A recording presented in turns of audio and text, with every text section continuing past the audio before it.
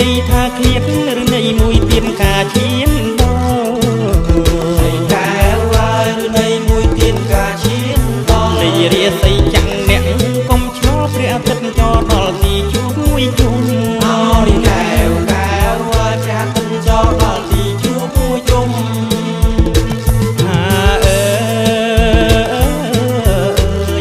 ដើមចុងរាសីចាំងជុំរៀបហូរលៀងឲ្យសមរម្យហើយកែវហើយជុំរៀបហូរលៀងឲ្យសមរម្យតាមឆ្នាំដល់ចុងបានមួយជុំខ្មែរយើងរៀបចំចូលឆ្នាំថ្មីអូយកែវកែវហើយខ្មែរយើងរៀបចំចូលឆ្នាំថ្មី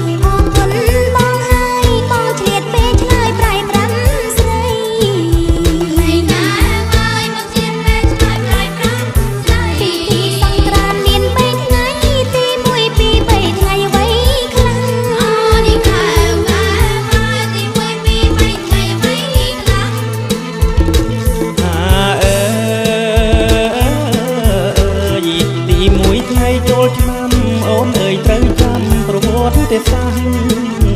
ហើយកែវហើយអូនអើយត្រូវចាំប្រវត្តិសាស្ត្រវារាំងវណ្ណប